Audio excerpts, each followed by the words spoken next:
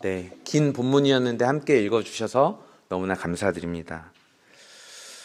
요즘은 권리가 굉장히 중요하게 여겨지는 때인 것 같습니다. 근래에 들어서 특히 더 이 권리에 대한 우리의 관심과 중요성이 좀 더 소중하게 여겨지는 것 같습니다. 나이가 좀 드신 분들은 아시겠지만 얼마 전까지만 해도 우리 사회 또 우리 가정에서 이런 권리를 주장하는 것이 정말 어려운 일이었던 것 같습니다. 특히 여기 있는 분들도 이제 어린 시절을 겪으셨잖아요. 어린 시절을 생각해 보면 어린 시절에 나의 권리를 주장한다는 것은 좀 이렇게 상상하기 어려운 일이죠. 대부분 먹는 것에서 입는 것까지 스스로 선택하지 못하고 자랐던 것 같아요. 부모님이 이제 주는 대로 먹고 주는 대로 입었던 것 같습니다. 심한 분들은 이제 자라서 어느 학교에 갈지도 부모님이 정해주셨고, 또 더 심한 경우에는 누구랑 결혼할지까지도 자신의 의사와는 무관하게 이렇게 좀 강요를 받았던 때가 있었던 것 같습니다. 여담이지만 이렇게 자란 분들의 특징은요, 자기가 뭘 좋아하는지 이렇게 잘 표현하지 못하는 것 같습니다. 이래도 좋고 저래도 좋은 사람들, 이런 사람들 주위에 한 분씩 꼭 계시죠? 아닌가 보네요. 특히 제가 볼 때 교회에 그런 분들 참 많은 것 같습니다. 그런데 지금은 어떻습니까? 이렇게 아이들을 키운다는 거 조금 상상하기 어려운 일이죠. 인권이다, 노동권이다, 정말로 많은 권리들을 이야기하고 이렇게 존중해주는 시대입니다. 예전에 제가 어떤 이제 공동체에서 훈련을 받은 적이 있었습니다. 그 훈련은 어떻게 하면 이 건강한 가정을 만들고 좀 이렇게 어떻게 하면 이 가정원들을 좀 우리가 함께 알아가고 또 함께 살아갈 수 있을까, 그런 훈련이었습니다. 저는 어려서부터 제가 뭔가를 주도적으로 선택하거나 또 이렇게 선택한 것에 대해서 좀 존중받는 환경에서 자라진 못했습니다. 그런데 그곳에서 가르치기로는 어린 자녀들이 어려서부터 무엇이든지 선택할 수 있게 좀 그 선택권을 존중해 줘야 된다라고 가르치더라고요. 아이들이 어려서부터 자기의 권리를 존중받고 존중해 주는 것들을 이렇게 가르쳐야만 그 아이가 이제 자라면서도 나의 권리를 소중하게 여기고 또 다른 사람의 권리까지도 소중하게 여길 수 있는 아이로 자란다라는 어떤 그런 가르침이었습니다. 그렇게 자라지 못한 저는 참 동의하는 말이었습니다. 우리 아이들은 꼭 그렇게 키우고 싶었습니다. 예를 들면 이런 거죠. 이제 그분들이 얘기하는 것들을 적용해 보면 사소한 것이지만 이제 집에서 우리가 밥을 먹습니다. 이제 엄마가 밥을 차리죠. 이제 반찬도 차리고 이렇게 밥도 뜨고 하는데 아이에게 이제 선택권을 주는 거예요. 너가 먹고 싶은 밥그릇은 뭐야? 그러면 이제 고르겠죠. 그럼 너가 먹고 싶은 숟가락과 젓가락 있어? 그럼 고르겠죠. 이제 그것을 고르고 선택할 수 있게 하고 그것을 존중해 주라는 것이죠. 이제 그때 거기 계셨던 간사님 한 분이 자기의 일화를 하나 소개를 해주셨는데요. 이제 아이가 어릴 때 이제 자녀를 씻기려고 목욕탕에 데려갔대요. 그러면서 이제 그런 가르침을 실천하고자 이렇게까지 했다고 하는 거예요. 이제 공중 목욕탕 가보면 샤워 부스가 여러 개 있잖아요. 너 어디서 씻고 싶어? 이렇게 물었다는 거예요. 그래서 이제 아이가 씻고 싶은 그곳을 딱 정하면 거기에 데려가서 이제 씻겼다고 하더라고요. 이제 우리 성도님들은 이걸 들으면서 어떤 생각이 드셨는지 모르겠지만 저는 되게 고민되더라고요. 취지는 이해가 가는데 이걸 하나부터 열까지 어떻게 이렇게 다 선택을 하게 하고 아침에 바빠 죽겠는데 그거를 어떻게 감당을 할까, 엄청나게 고민되는 부분이었던 것 같아요. 이처럼 우리가 이렇게 권리에 대해서 되게 중요하게 여기고 지금은 다른 사람의 권리를 무시하거나 또 침해한다면 정말 큰일이 나곤 합니다. 반대로 이 권리를 스스로 챙기지 못하는 사람을 좀 우리가 또 바라볼 때 굉장히 좀 한심하게 여기기도 하는 것 같습니다. 마땅히 누려야 할 권리를 누리지 못하는 사람들을 여러분이 본다면 여러분의 마음은 어떠십니까? 한켠에 이제 이런 마음이 올라오죠. 바보야? 어째서 왜 자기 밥도 지가 못 찾아 먹어? 안타깝기도 하고 답답한 마음이 들기도 합니다. 때로는 화가 날 때에도 있는 것 같습니다. 우리는 사람으로 태어난 동시에 그에 준하는 권리를 가지고 태어납니다. 이러한 권리는 마땅히 찾아서 누려야지요. 이를 억압하거나 탄압한다면 그에 맞서서 싸우는 것은 당연한 일입니다. 이것이 현명한 것이고 옳은 것이지요. 그런데 오늘 성경은 이와는 조금 다른 이야기를 하는 것 같습니다. 바울도 이 공동체 안에서 이 권리에 대해서 이야기를 하는데요. 오늘 우리가 아는 것과는 조금 다른 이야기를 합니다. 그리스도인이라면, 예수를 아는 사람이라면 이런 권위에 대해서 어떤 시각을 갖고 있어야 해 라고 좀 다른 이야기를 하는 것 같습니다. 앞서 우리는 소위 강한 자들과 약한 자들의 갈등을 살펴본 바가 있습니다. 강한 자들은 우상에게 바쳐진 재물을 먹는 것에 대해서 아무런 거리낌이 없는 자들이었고, 약한 자들은 우상에게 바쳐진 재물을 먹는 것에 대해 어려움을 느끼는 그런 자들이었습니다. 바울은 강한 자들에게 권고하죠. 당신들의 지혜와 자유가 당신들이 말하는 그 강함이 믿음이 약한 사람들에게는 장애물이 될 수도 있으니 이를 조심하라라는 권고였습니다. 이런 상황 가운데서요, 당시 고린도 교회에는 바울의 어떤 이 사도권에 대해 의문을 제기하는 사람들이 있었습니다. 바울은 스스로를 사도라고 여기는 거에 좀 추호도 의심이 없었던 것 같습니다. 그는 단지 당시의 문화나 관습을 따라 살아가기보다는 자신이 만난 그 참 하나님이신 예수 그리스도를 따라 살고자 수고하고 있었을 뿐입니다. 복음을 전하는 데 방해가 된다고 생각하면 그 무엇이라도 포기할 준비가 되어 있던 사람이었습니다. 바울은 스스로 사도라면 누릴 수 있는 그 권리에 대해서 포기하기로 결정합니다. 당시에는 스스로를 지혜 있는 사람이라고 주장하는 사람들이 꽤나 많이 있었습니다. 그들은 화려한 언변으로 많은 사람들을 감동시켰고 그 말하는 기술에 의해서 사람들이 후원하는 것을 받아서 생계를 꾸렸습니다. 이 시대에는 어쩌면 이런 문화가 좀 당연한 것으로 여겨졌습니다. 그러나 바울은 이러한 관습을 거부했던 것이죠. 바울은 사람의 화려한 언변으로 복음을 전하기보다는 그 복음 자체가 가진 그 엄청난 능력만을 의지하여서 복음을 전하기로 결정하였던 것입니다. 그랬기 때문에 그들이 그 지혜 있다고 말하는 그들이 살아가는 방법을 단호히 거부하였던 것이죠. 바울이 이렇게 사도로서 누릴 수 있는 그 당연한 권리를 포기한 것은요, 이제 다른 사람이 볼 때 저 사람이 왜 사도인데도 그 당연한 권리를 누리지 않지? 저 사람이 사도로서 어떤 결격 사유가 있어서 그런 거 아닌가? 라는 어떤 의심을 품게 만들었습니다.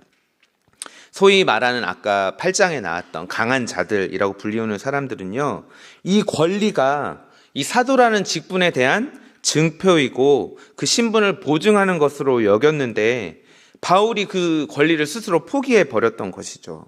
그 바울의 어떤 속사정을 모르는 그들에게는 어쩌면 이 바울이 사도가 아닌 거 아니야? 라는 그 의심이 당연하다고 볼 수 있습니다. 이런 배경에서요, 바울은 자신의 어떤 그 포기했던 그 권리들이 원래는 나도 누릴 수 있는 것이 맞아 라고 지금 이제 입증하려고 시도하고 있습니다. 그렇지만 바울이 진정으로 원했던 것은 자신에게 권리가 있음을 입증하려고 했던 것이 아닙니다. 바울이 진정으로 이야기하고 싶었던 것은 앞선 8장에서 그 우상에게 바친 고기를 먹을 수 있다라고 말하는 강한 자들의 그 권리에 대항하는 자기의 논리를 펼치고 싶었던 것이죠. 강한 자들은 그들에게 선택할 수 있는 자유 그리고 권리가 있다라고 말합니다. 그러나 바울은 이 공동체 안에서 그것만이 다가 아니다라고 이야기하고 있습니다. 예수님을 따르기로 결정한 사람들과 그 교회로 모인 공동체에는요, 그것을 뛰어넘는 무언가가 더 필요하다라는 것을 지금 이야기하고 싶은 것입니다. 전통적으로 이 9장의 말씀을 해석하는 데는 좀 많은 어려움이 있었습니다. 이 8장과 10장의 우상의 제물과 우상 숭배하는 것에 대한 이야기가 나오고 그 사이에 9장이 끼어있는 구조인데요.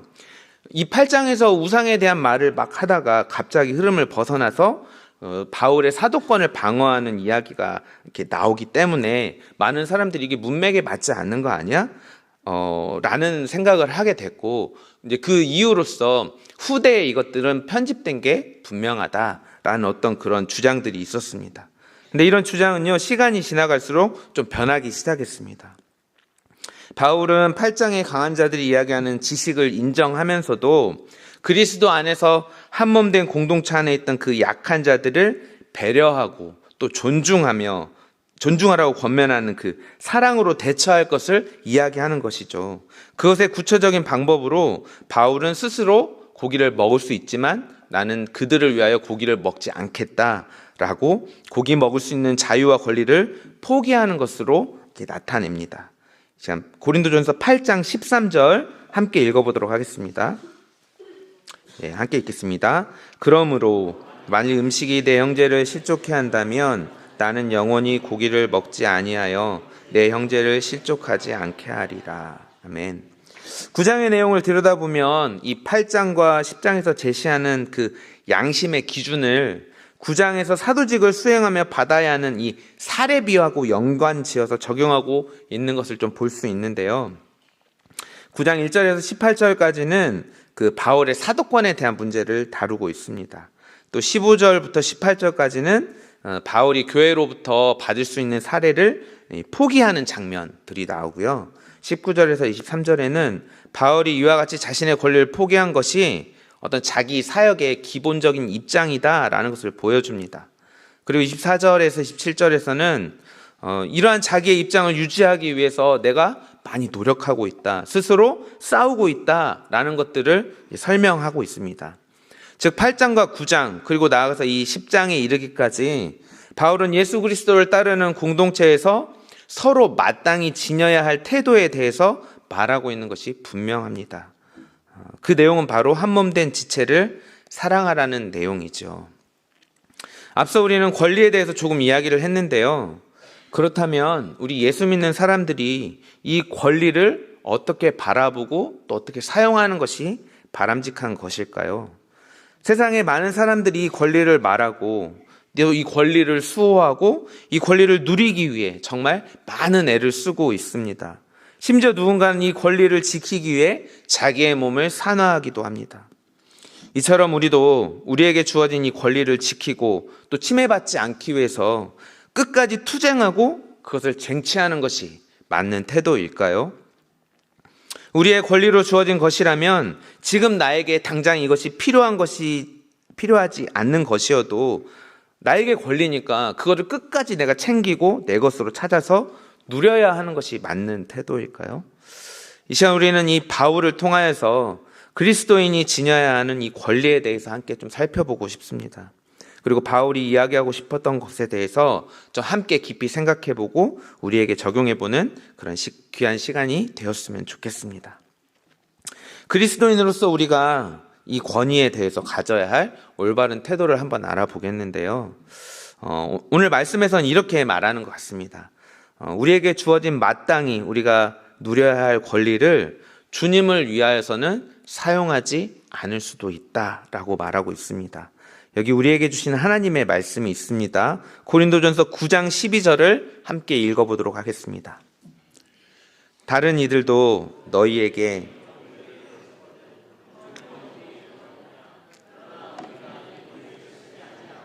범사에 참는 것은 그리스도의 복음에 아무 장애가 없게 하려 함이로다. 아멘.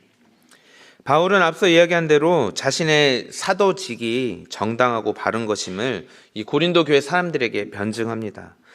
이때 당시에 사도라면 꼭 갖추어야 할 조건이 몇 가지 있었습니다. 그것의 핵심은 바로 부활하신 예수님과 그 복음을 세상에 증언하는 일입니다. 그와 함께 중요하게 여겨진 조건이 있었는데요. 그것은 사도라는 그 사람이 부활하신 예수님을 목격했거나 또 부활하시고 승천하시기 전까지 그 40일 동안 이 땅에 머무실 때 그 예수님과 함께 했느냐의 여부였습니다. 그리고 또 한 가지는 사도의 역량이 교회에 대체 어떤 영향을 주었고 어떤 열매를 나타냈느냐, 그런 것으로 이제 사도인가 아닌가를 좀 판가름하는 조건을 가졌던 것 같습니다. 여러분들도 잘 아시다시피 바울은 예수님을 실제로 목격하지는 못했습니다. 이 사실은 두고두고 바울의 사도권을 흔드는 그의 약점이었죠. 그러나 그는 다메섹으로 가는 길에서 부활하신 그 예수님을 만나는 사건을 경험했습니다. 이 사건은 그의 삶을 180도 바꾸어 놓는 계기가 되었죠. 또 이런 바울의 변화는 많은 사람들에 의해서 확인되었습니다. 그래서 바울은 당당하게 말하고 있는 것입니다. 내가 예수님을 보지 못하였느냐.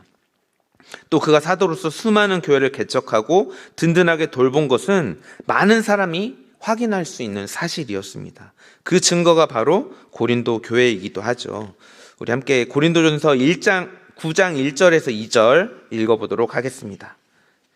내가 자유인이 아니냐, 사도가 아니냐, 예수 우리 주를 보지 못하였느냐, 주 안에서 행한 나의 일이 너희가 아니냐, 다른 사람들에게는 내가 사도가 아닐지라도 너희에게는 사도이니 나의 사도됨을 주 안에서 인친 것이 너희라. 아멘.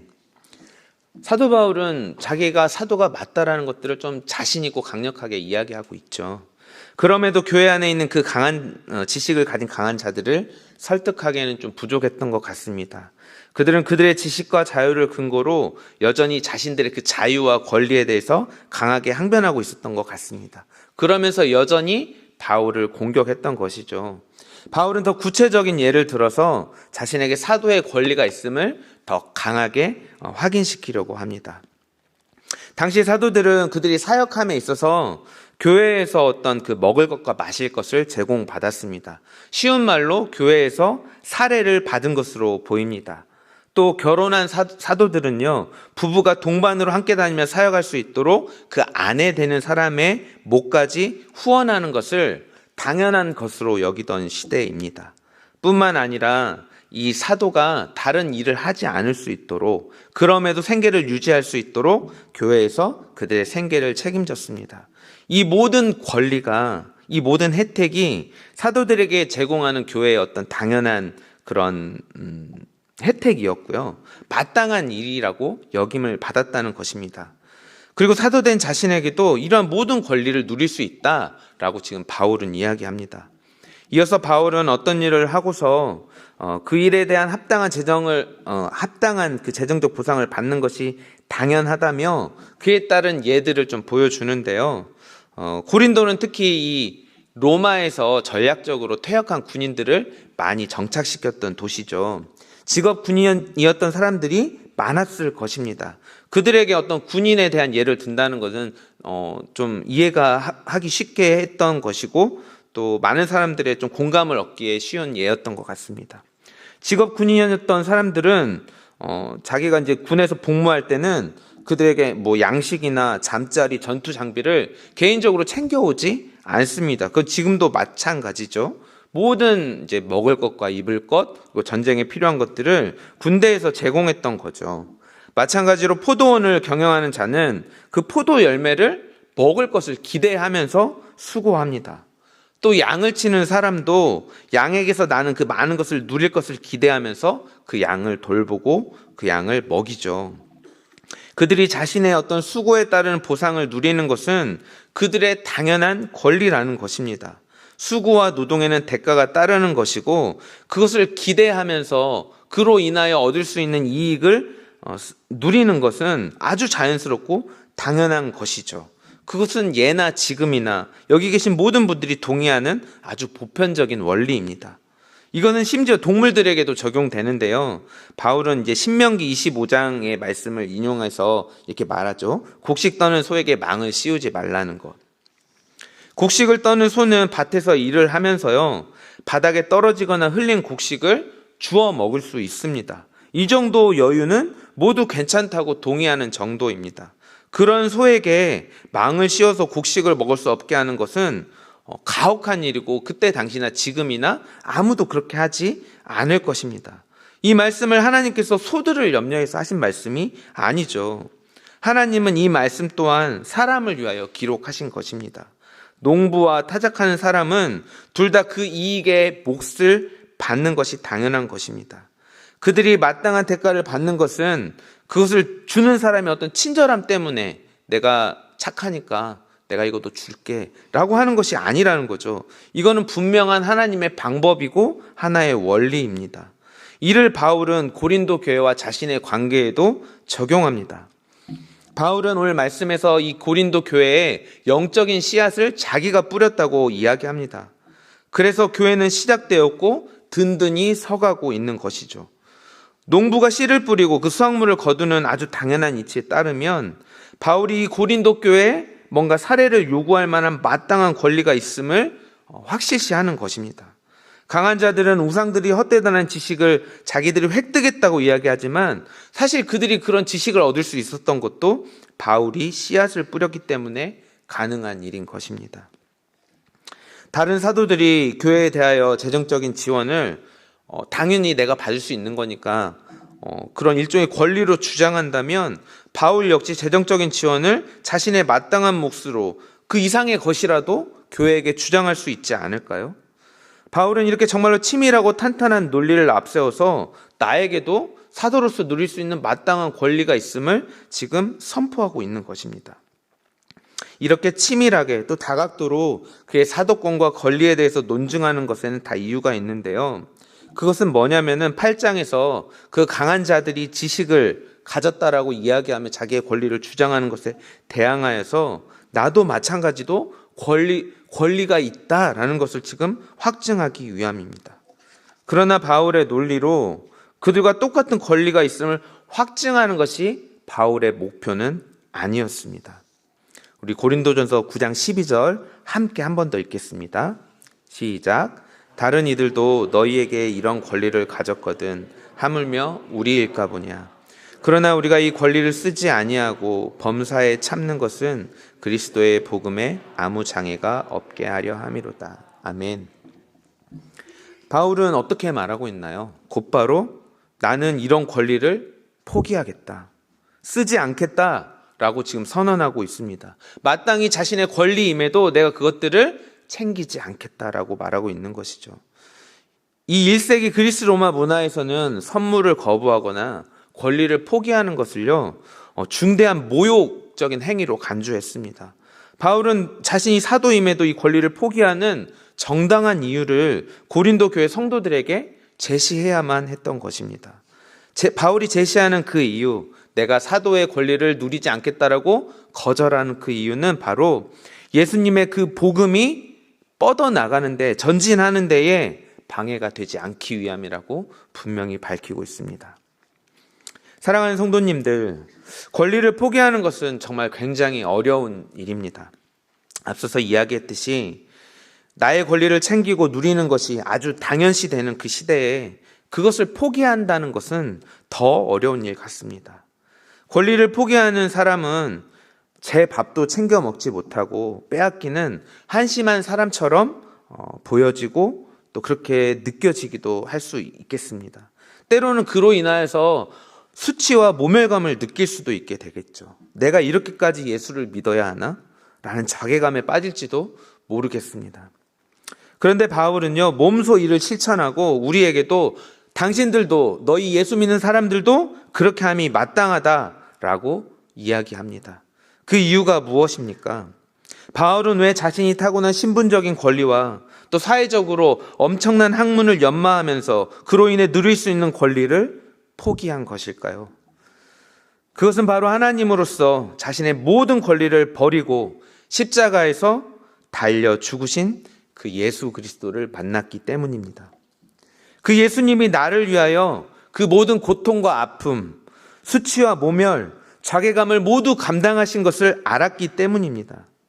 예수님이 바울을 위하여, 우리를 위하여 그렇게까지 하실 이유가 있습니까? 여러분들, 우리를 제일 잘하는 분은 자기 자신이죠. 우리의 모습을 한번 바라보십시다. 내 속사람의 더럽고 추악함을 누구보다도 나 자신이 가장 잘 알고 있습니다. 예수님이 이런 나를 위하여 그렇게 하실 이유가 정말 단 하나도 없음을 누구보다 우리가 더 잘 알지 않습니까? 그런데 도대체 대체 왜 예수님은 자신의 권리를 모두 버리신 것일까요?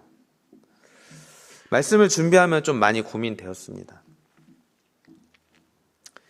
진부한 대답입니다. 정말 진부한 대답이지만 그 이유는 단 한 가지밖에 없었습니다. 모두 다 귀에 못이 박히게 들었던 그 이유 말입니다. 쉽게 이야기되고 여기저기서 흔하게 외쳐지는 그 이유입니다. 그 위대한 이유가 실제로 흔하게 외쳐진다고 해서 흔한 것이 될 수 있습니까? 절대 그럴 수 없습니다. 예수님은 저와 여러분을 사랑하십니다. 그 사랑 때문에 자신의 모든 권리를 먼저 찾지 않으셨습니다. 이 사랑을 깊이 깨닫게 된다면 우리도 마땅히 예수님을 따라 그렇게 행해야 할 줄 믿습니다. 바울은 그 비밀을 만났기 때문에 자신의 삶을 통해 예수님이 가신 길을 지금 따라가고 있을 뿐입니다. 사랑하는 성도님들, 여기에 계신 모든 분들은 저마다의 존재 자체만으로 귀한 권리를 가지고 계십니다. 그것은 누구도 부정할 수 없습니다. 하나님께서 여러분에게 주신 것이기 때문이죠. 그런데 이러한 권리를 찾는 것, 이러한 권리를 내가 누리는 것 때문에 때로는 몸된 공동체에 어려움을 주고 걸려 넘어지게 하는 장애물로 우리가 그런 것들을 사용할 때가 있습니다. 그럴 때 여러분 같으면 어떻게 하시겠습니까? 어떻게 하시겠습니까? 말씀 오늘도 우리에게 동일한 것을 요구합니다. 예수님을 위해, 그분이 자기 생명과 바꾼 이 공동체와 우리의 지체들을 위해 우리의 권리를 때로는 내려놓으라고 말씀하십니다. 사랑하는 성도님들, 이 권리를 사랑 위에 있게 하지 마십시다. 사랑함으로 권리를 사용하지 않겠다고 과감하게 결단하고 또 그렇게 행할 수 있는 저와 여러분 되시기를 간절히 원합니다. 두 번째로 말씀은 이 권리에 대하여서 참된 권리는 절제와 인내하는 것이라고 말씀하여 주십니다. 여기 우리에게 주시는 하나님의 말씀이 있습니다. 우리 고린도전서 9장 25절 함께 읽도록 하겠습니다. 이기기를 다투는 자마다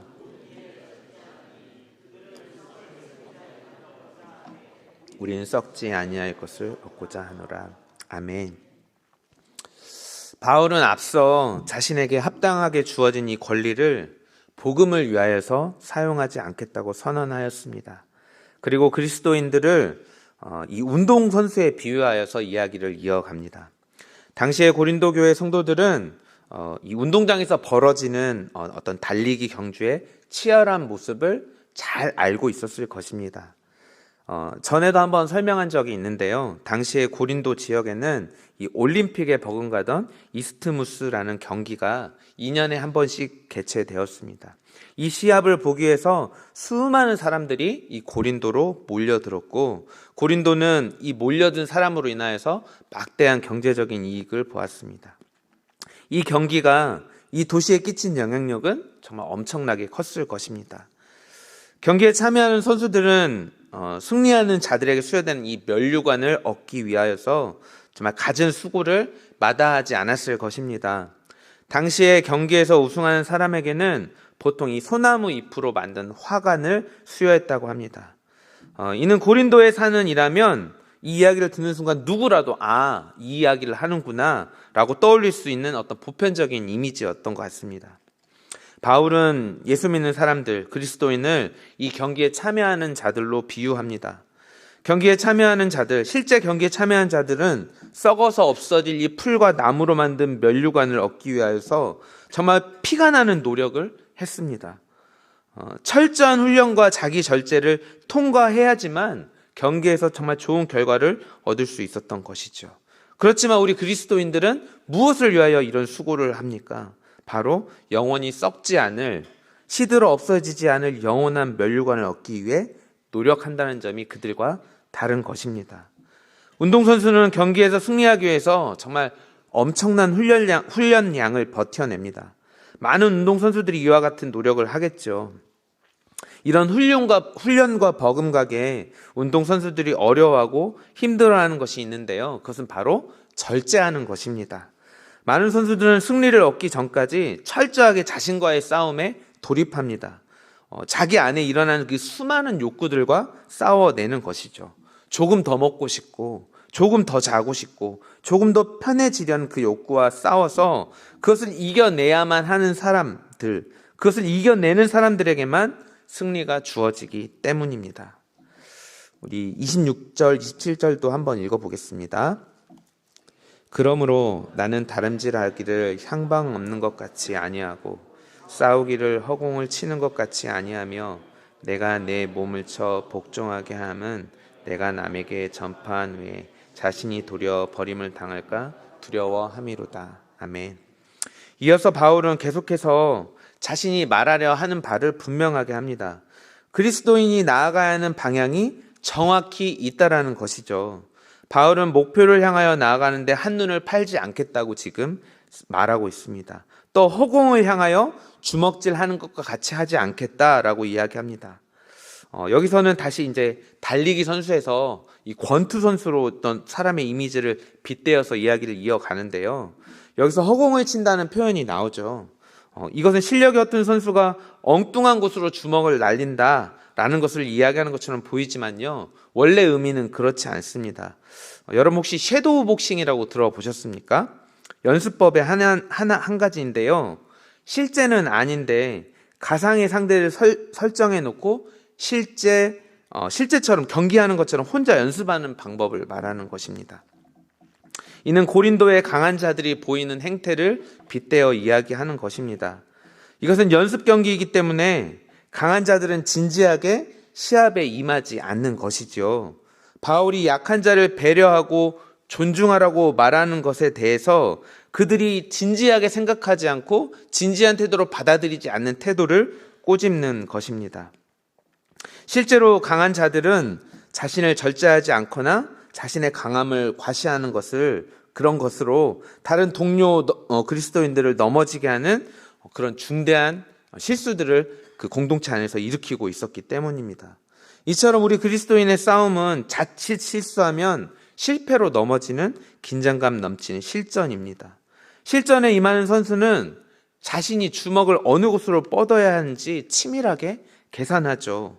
그리고 정확하게 의도한 지점을 향하여서 주먹을 뻗습니다. 그런데 바울은 여기서 다시 한번 자신이 빗대어서 이야기하던 이 이미지를 좀 비틀어 버리는데요. 이 선수가 정확히 계산하고 뻗은 그 주먹이 향하는 곳은 상대의 급소가 아니라 바로 바울 자신의 몸이었습니다. 여기서 말하는 몸은 언제나 죄에 이끌리는 욕망의 주체로서의 그 몸을 말합니다. 바울은 이 몸을 거칠게 다룹니다. 격투기 상황이니 심하게 때린다라는 의미로도 말할 수 있겠습니다. 그의 이런 거친 공격의 목적은 자신의 몸을 무릎 꿇게 하기 위함입니다. 자신의 몸을 굴복시켜서 죄에 이끌리는 그 욕망의 주체인 자신의 몸을 굴복시켜서 종으로 삼는다는 뜻입니다. 앞선 19절 말씀과도 좀 상통하는 의미이죠. 19절 한번 같이 읽겠습니다. 내가 모든 사람에게 자유로우나 스스로 모든 사람에게 종이 된 것은 더 많은 사람을 얻고자 함이라. 아멘. 스스로 절제하고 인내하기 위해 요구되는 그 노력이 이렇게나 치열하다라는 것들을 말해주고 있는 것이죠.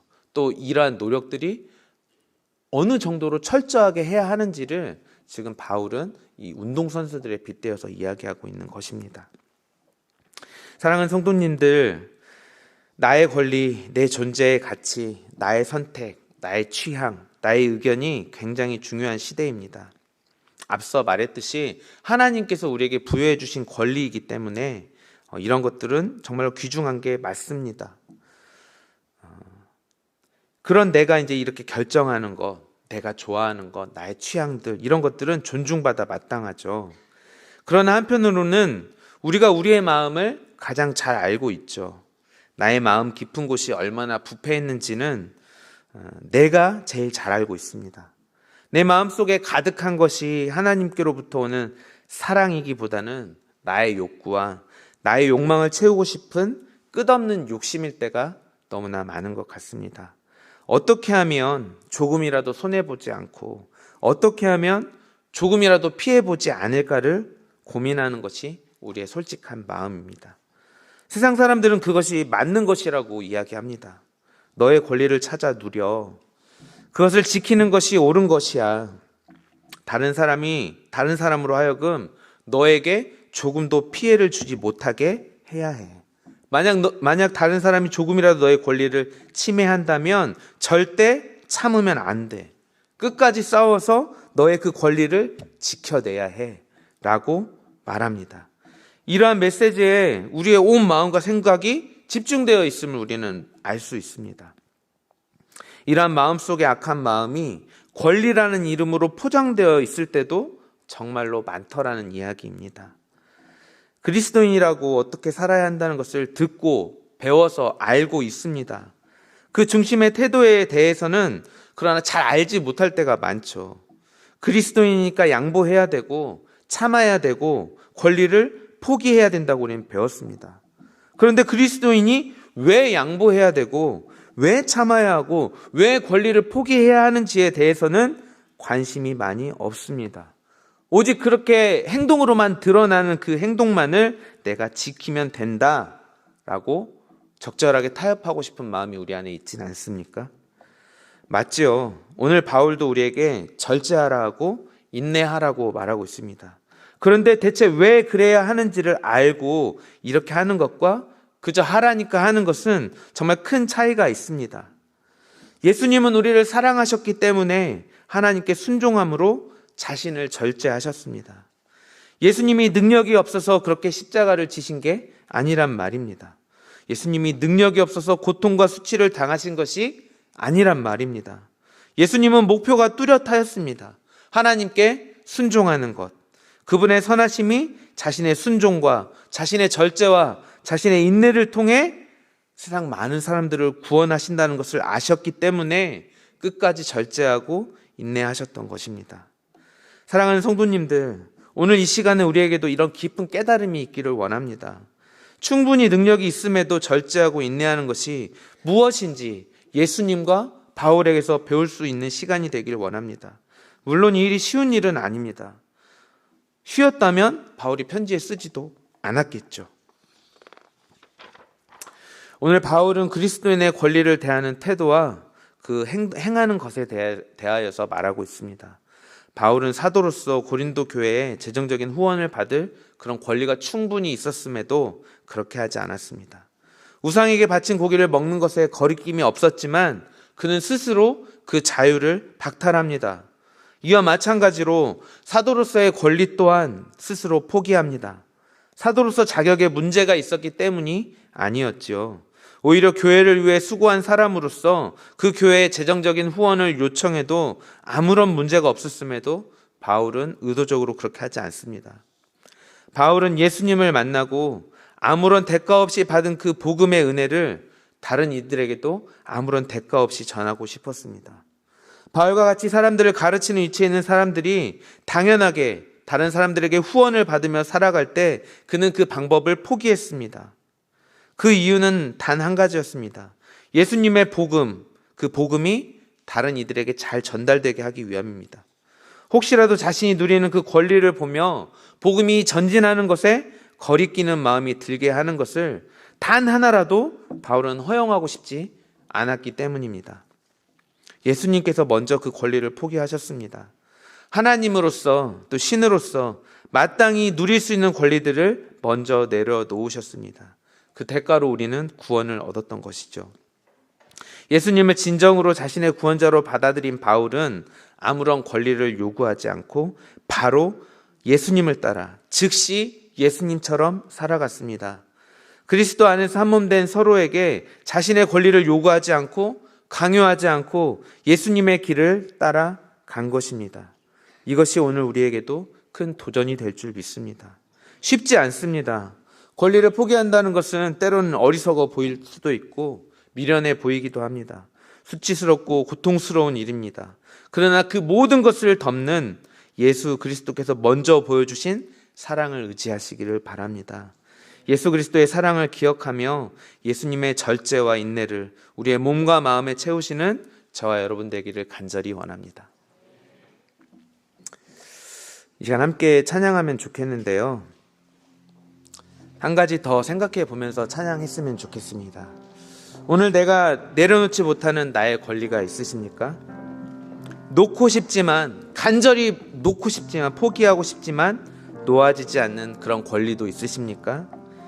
이 시간 함께 기도하며 함께 찬양하며 그것들 하나님 앞에 꺼내는 시간이길 원합니다. 간절히 고백하시면서 하나님의 사랑을 기억합니다. 아무것도 비길 수 없는 그 사랑을 힘입어서 이 시간 나의 힘으로 놓지 못하는 나의 권리를 주님께 올려드립니다. 우리가 이것을 포기할 때 우리의 공동체 안에 다시 한번 하나님의 진정한 사랑으로 가득하게 될 것을 기대합니다.